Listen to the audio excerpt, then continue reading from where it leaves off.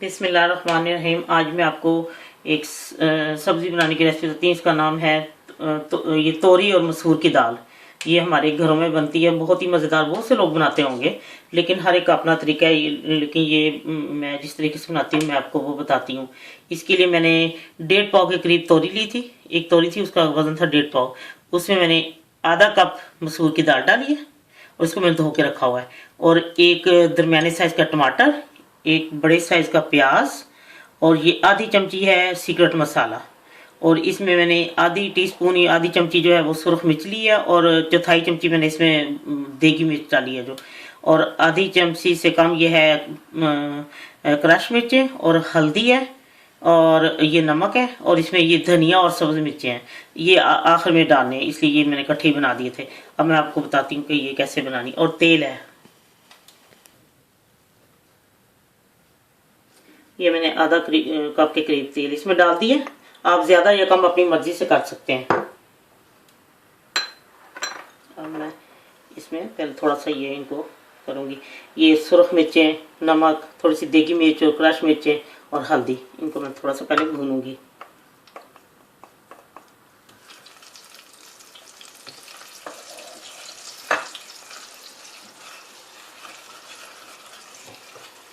ये जैसे ही थोड़ा सा फ्राई हो जाएगा फिर मैं इसके, क्योंकि हम लोग इस तरह नहीं पकाते थे, लेकिन ये है कि वो रंग जरा उसकी सुर्खी मायने आती सालों का, इसलिए मैं थोड़ा सा इसको पहले फ्राई कर लेती हूँ, फिर सारी चीजें इकट्ठी डाल के इसको पकाना होता है।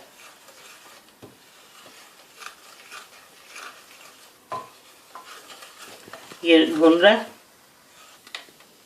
ये मैंने 2-3 मिनट इसको भून लिया। अब मैं इसमें सब चीजें इकट्ठी डाल देती हूँ। ये धो के रखी जुड़ गई है।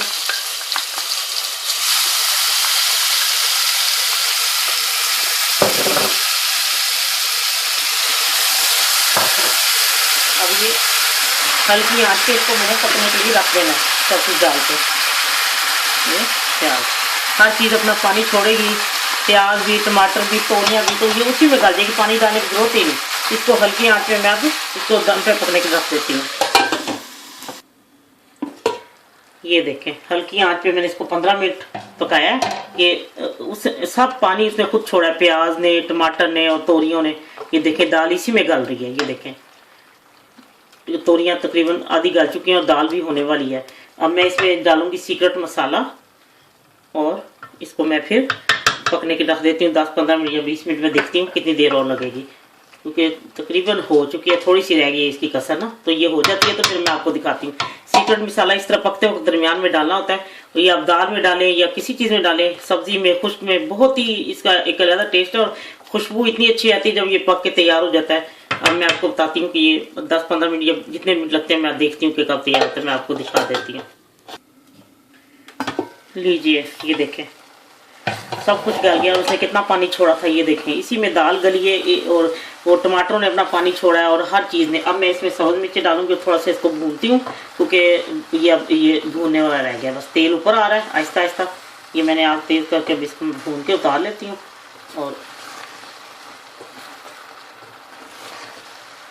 और मैं आपको ये अब देखे तेल ऊपर आता जा रहा है, ये तेल छोड़ा है सालन जो है ना। ये देखें दाल भी गल गई है, हर चीज़, तोरियां भी गल गई हैं। वो सब चीज़ें अपना पानी छोड़ देती हैं, प्याज, टमाटर, तोरियां, उसी में दाल गल जाती, पानी डालने की जरूरत ही नहीं है। हमारे घरों में शुरू से ही ऐसे बनते, सब कुछ इकट्ठा डाल के रख देते हैं, लेकिन मैंने जब वो दाल भी पीले रंग की होती है, तोरियां भी ऐसे सफेद से रहती है, तो रंग ज़रा मुझे वो नहीं इसका खिल के नज़र नहीं आता, तो फिर मैं इसी ज़रा सुरख मिर्चों को पहले थोड़ा सा भून लेती हूँ तेल में ना, तो फिर वो उसकी रंगत ज़रा अच्छी आ जाती है। ये तेल छोड़ता जा रहा है।